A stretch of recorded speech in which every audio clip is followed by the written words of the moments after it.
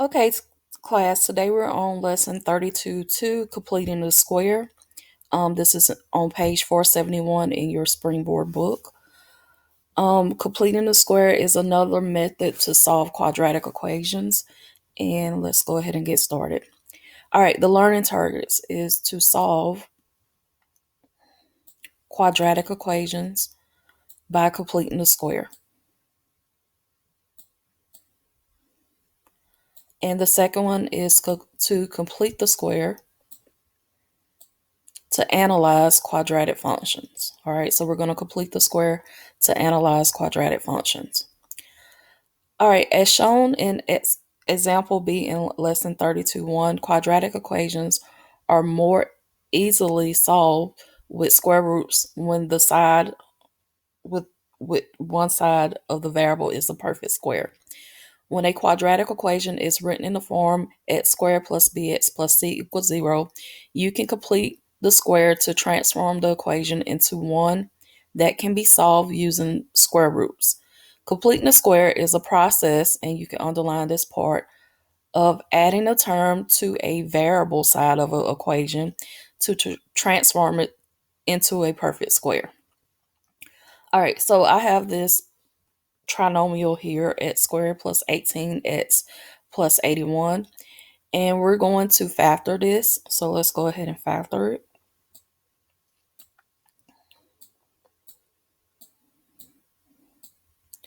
All right, remember when we are factoring, you find factors of your first and last term. All right, so factors of x squared is x and x, and factors of 81 is 99 and 81 and 1, but 99 is going to yield 18 if we add them together. So this is going to be 9, and this is going to be 9. All right, since this is a positive 81 and a positive 18, both my factors are going to be positive. All right, so if you notice, these factors are the same, so we can rewrite this as x plus 9 to the second power equals 0. All right, so this trinomial here is a perfect square trinomial because when you factor it, both your factors are the same, and you can rewrite it as the factors squared. Okay, so we're going to use this process in order to complete the square. So we're going to add a number to both sides of a quadratic equation to make it where we can complete the square. Okay. All right, so this is example A in your book. It says solve x squared plus 10x minus 6 equals 0 by completing the square. All right, the first thing we're going to do, step one, is isolate the variable term. All right, so the variable terms are the terms that have variables, which is going to be x squared and bx. So we're going to move our c. So we're going to move our c, our constant value, on the other side of the equal sign. So when you rewrite this, it should look like this. It should be x squared plus bx and equals your c here. You move it to the other side. I like to write it with a space here because we are going to add a number to both sides to complete the square. Okay, so this is going to become x squared plus 10x equals 6. They added 6 to both sides, and 0 plus 6 is 6. So that's how they got that. Okay. All right, the next step is you're going to transform the left side into a perfect square trinomial.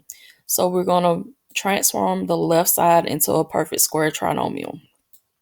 All right, to do this, you are going to take your linear term, which is your middle term, and you are going to divide it by 2 and square the constant.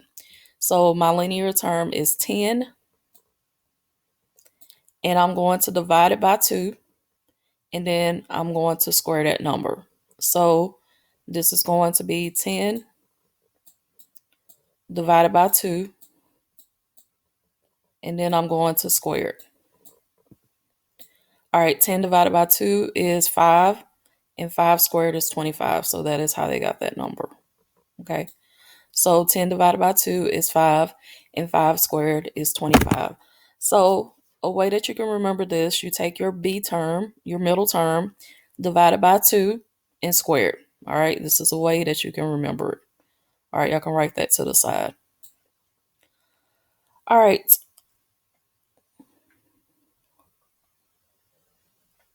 All right, so once you get that term, you are going to add that term to both sides of your equation. So you're going to add 25 to the left side and you're going to add 25 to the right side. All right, so that's how they came up with that. All right, and you should get that x squared plus 10x plus 25 equals 31. All right, step 3, we're going to solve the equation. The first thing we are going to do is we are going to write our trinomial, which is this part, in factor form. So we're going to factor this. So this is going to factor to x plus 5 times x plus 5. This is a perfect square trinomial. So you can rewrite this as x plus 5 squared equals 31. And then from there, we are going to solve using the square root method by taking the square root of both sides. Remember, when you take the square root of a positive number, you are going to have a positive and negative answer. So this is going to be plus or minus the square root of 31. And then from there, you're just going to solve for x. So your solution is going to be -5 plus or minus the square root of 31. All right, remember this is two solutions. This is x is equal to -5 plus the square root of 31, or x is equal to -5 minus the square root of 31. All right, you can take this and put it in Desmos to get a decimal. So I can show you how to do that right quick. It's not in the book, but I'm going to show you how to do it. Just go to here, or if you got a graphing calculator, you can use that also, and type in -5 and put plus, and use the keyboard at the bottom, the square root of 31, and oops, sorry y'all, you don't have to put an equal, I'm tripping. And that is going to be 0.57. Okay, so we can go back and write that is going to be 0.57. And then change that plus sign to a minus. And that is going to be -10.57. Okay, so your solutions is going to be 0.57 and -10.57.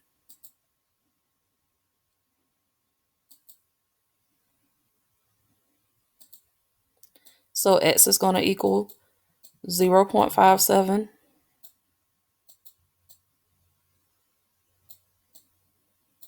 and or x is going to equal -10.57. All right, so those are the decimal answers. And again, just use a graphing calculator, or you can use Desmos to type in that, or you can use your regular calculator.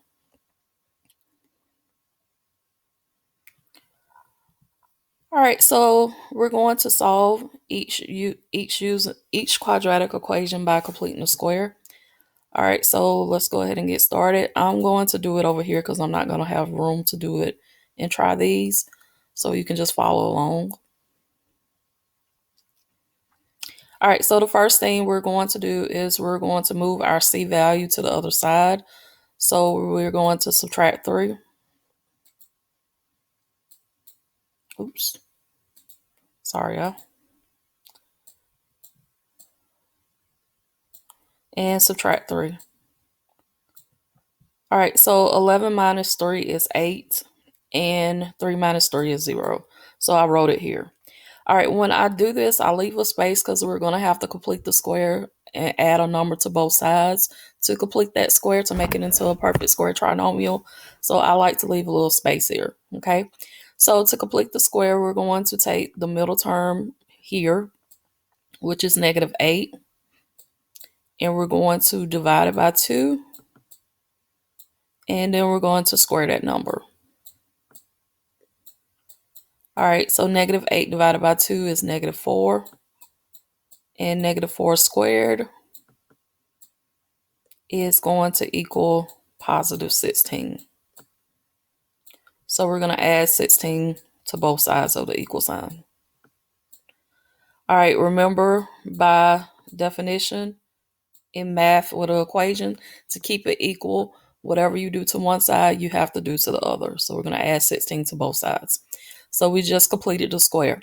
So now this is a perfect square trinomial. So we're going to factor this. All right, put your two parentheses. All right, we can go ahead and add 8 plus 16, which is 24. So the factors for x squared is x and x. And this is a perfect square, so we're going to use 4 and 4. And since this is a negative 8, we're going to make both of them negative. So this is going to become x minus 4 to the second power equals 24. All right, from here, we're going to solve it using the square root method. And we're just going to take the square root of both sides. When you take the square root of x minus 4 squared, the square goes away, and you're left with x minus 4 equals plus or minus.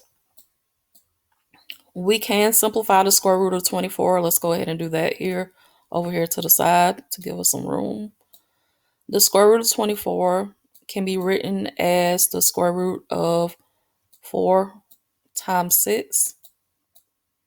And we know that the square root of 4 is 2. So that is going to be 2 square roots of 6. So this is going to be plus or minus 2 square roots of 6. And the last thing we're going to do is we're going to add the 4 to both sides.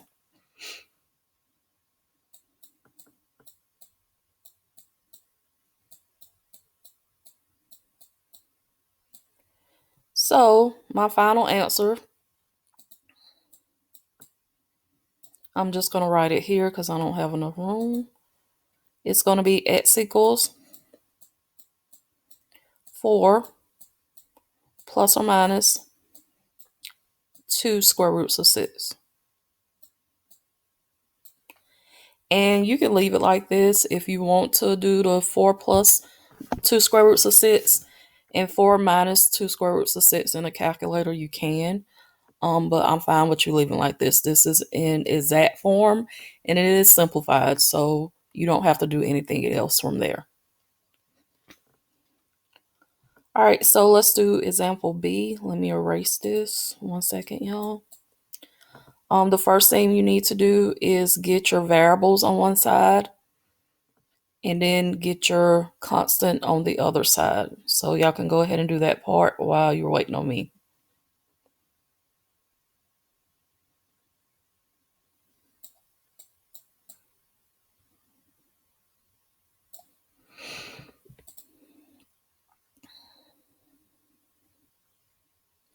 All right, so we're going to move that 7 here. And then we can move the 2x on the other side.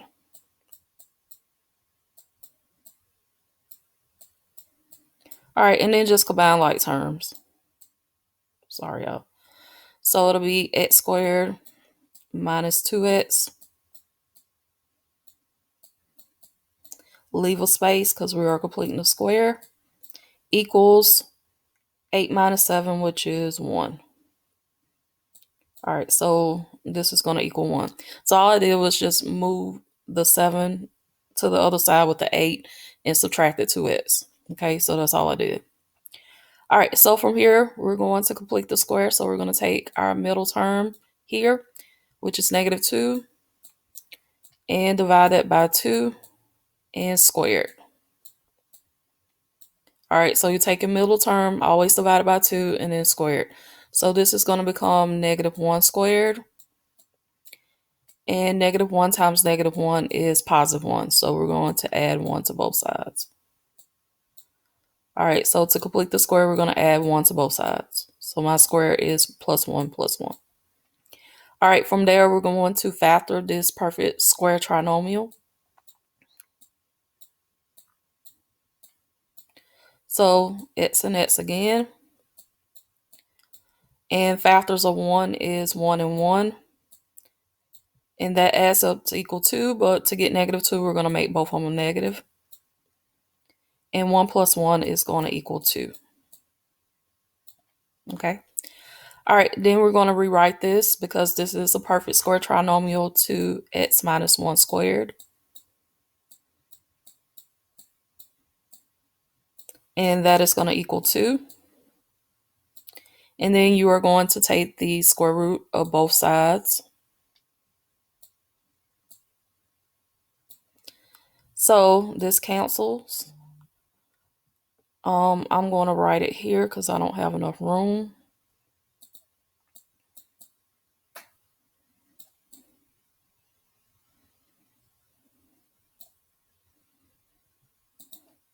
So this will be x minus 1 equals positive or negative square root of 2. All right, the square root of 2 is not a perfect square, and you can't simplify it, so just leave it as positive or negative square root of 2. And then we're going to solve for it, so we're going to add 1 to both sides. So my answer is going to be x equals 1 plus or minus the square root of 2. All right, and you can leave it like this, or you can write it as x equals 1 plus the square root of 2, or 1 minus the square root of 2. Okay. You can also go and get the decimals by putting into decimals, typing in 1 plus the square root of 2 or 1 minus the square root of 2. And you can also put that in your graphing calculator. All right. So completing the square is useful to analyze specific features of a quadratic function, such as the maximum or minimum values and the possible number of zeros.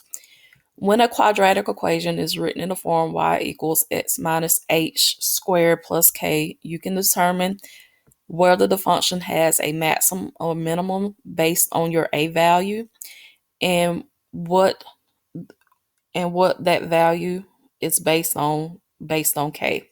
This information can also help you determine the number of x-intercepts. So let's go ahead and get started. All right, so we're going to analyze this quadratic function y equals x squared minus 6x plus 13 by completing the square. So what we're doing basically is going from standard form to vertex form. All right, this is called here vertex form. You can go ahead and highlight that.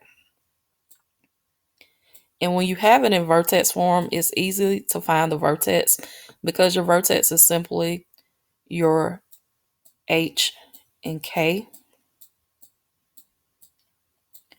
And it's always the opposite of h in your k, okay? And we have done this in previous sections.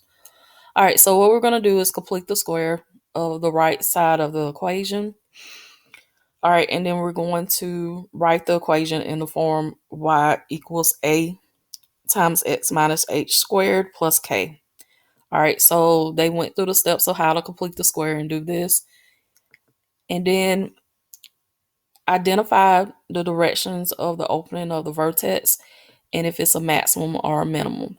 All right, when you complete the square, your a is the number in front of your parentheses here. If it is positive, it is going to open upward. And if it's negative, it is going to open downward. Okay, so we can write positive a is up and negative a is down. All right, and if it opens up, that means it's going to be a minimum. And if it opens down, that means it's going to be a maximum. All right, the next thing we could identify is the vertex. Remember, your vertex is your h and k of the function, and it's always the opposite of h and then your k. And your minimum value is going to be your k because that tells you if it's going to move up or down. and that is going to give you your minimum value. Okay. All right, so let's go ahead and get started on one of these. We're not going to do the x-intercepts. All right, so the first thing we're going to do is we're going to identify the direction of the opening. We're going to find the vertex, and then we're going to tell if it's a maximum or a minimum value. Okay, and we're going to do that just by rewriting this problem in vertex form. So vertex form again is a times x minus h squared plus k. Okay. So the first thing we're going to do is we're going to move our constant value, our c value, to the other side. So we're going to subtract the 9. Remember, leave a little space because we are completing a square. We're going to add a number to both sides of this equal sign to complete the square. So you're going to take your middle term again, which is your x, the one that has your bx, your linear term, and you're going to divide it by 2 and square it. So we're going to take -4 divided by 2 and square it. And this is going to give you -2 squared, which is 4. Okay, so we're going to add 4 to both sides.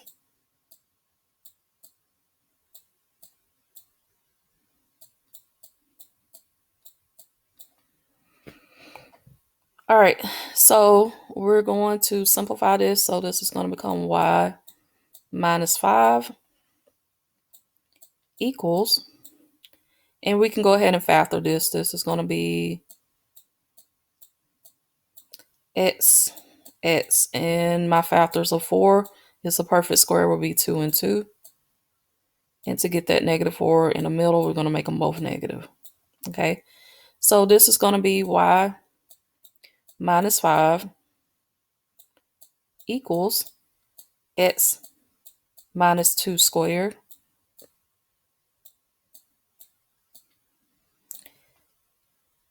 So from here, we're going to add 5. Get y by itself. So we're going to add the 5 to the other side.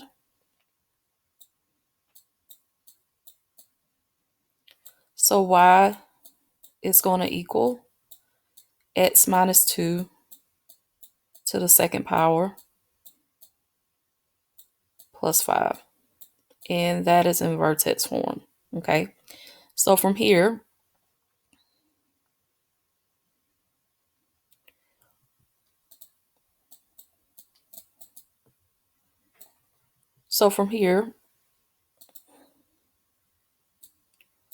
we went from standard form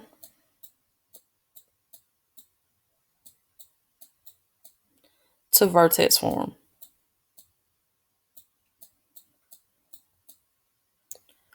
All right, so the next thing we're going to do is go over how we can find if it is opening upward or downward, and what is the vertex, and if it's a maximum or minimum.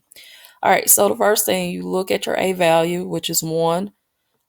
It's understood to be a 1 here, and it is positive, so that means that it is going to be opening upward.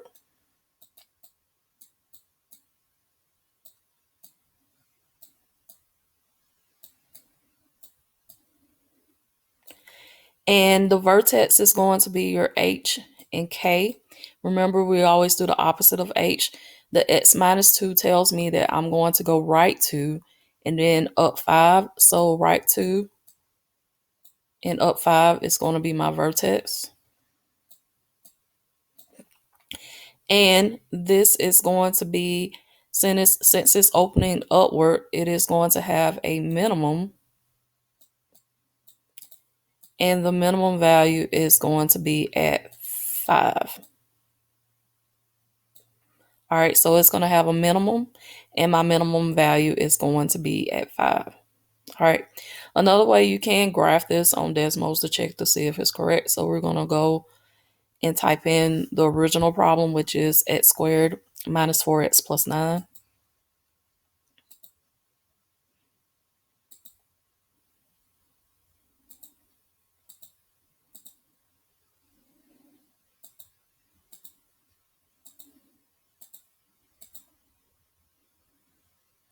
And you can see that it is opening upward, and your minimum here is at 5, and the vertex is at 2 and 5. Okay, let me make sure I wrote that correctly. Yes, 2 and 5, I'm sorry. All right, and you can just type it in your calculator and look at it from there. All right, so let's look at the next one.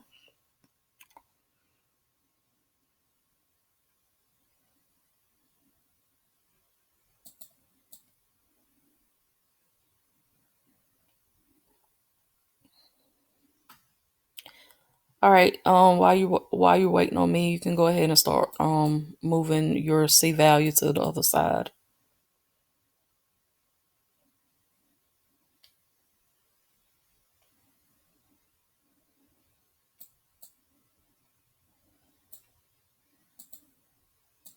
Let's do a different color. Let's do red. All right, so y is going to equal, let me go ahead and just do the C value. So let me erase that. All right, so we're going to add 8. First, we need to move the C value to the other side. So it's going to be y plus 8. All right, leave a space because we are going to complete the square, equals negative x squared minus 6x. All right, what I would do here, because I don't like the negative x squared, that's kind of hard to factor, I will go ahead and divide everything by -1 to make that a positive x squared. All right, so anytime that you have a negative x squared, you can do that. All right, so this is going to become negative y minus 8. Leave a space again, equals positive x squared plus 6x. All right, so we're going to complete the square. So we're going to take the 6. Always take your x term divided by 2 and squared. So that is going to be 3 squared, which equals 9. So we're going to add 9 to both sides.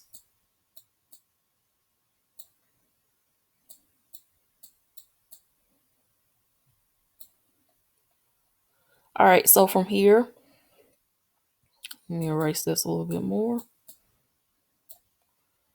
From here, you are going to factor the right hand side and simplify the left. So this is going to be negative y plus 1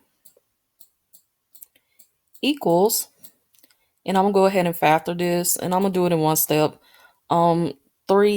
9 is 3 times 3, so we can just do x plus 3 squared.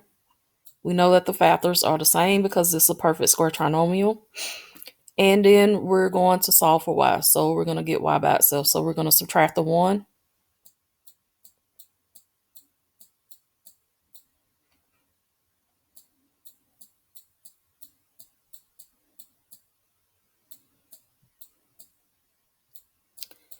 And we need to make this y positive. So we're going to divide everything by -1.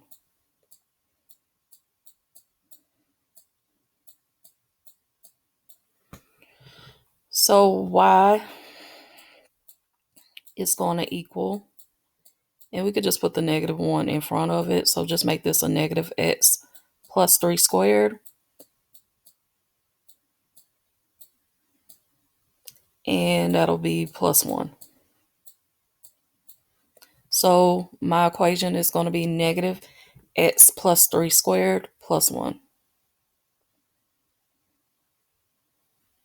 All right, so I'm going to erase this here so I can write that.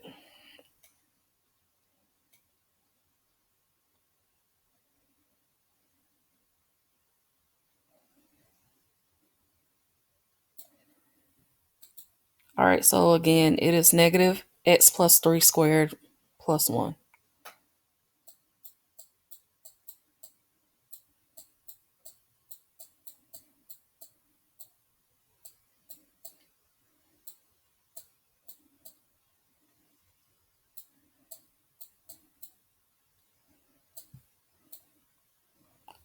All right, so from here, We can go ahead and determine if it is going to open upward or downward. In this case, my A value is negative, so that means it's going to open downward.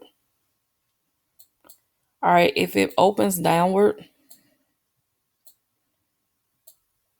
that means that it is going to be a maximum. And your maximum value is going to be at 1. Okay, and I forgot the vertex is going to be, this is, remember the inside, you do the opposite. So you're going to go to the left 3 and up 1. So this is going to be -3 and 1 is my vertex. And that makes the maximum here, my Y value at 1. So the max is 1. All right, and that is your K value. All right, any questions on that? So again, you can put this in Desmos and you can graph it and check and see if it is correct. Okay. All right. And that is a way to check your answer to make sure you did the right thing. All right. We're done with 32-2, completing a square, and we will do 32-3 next. Thank you.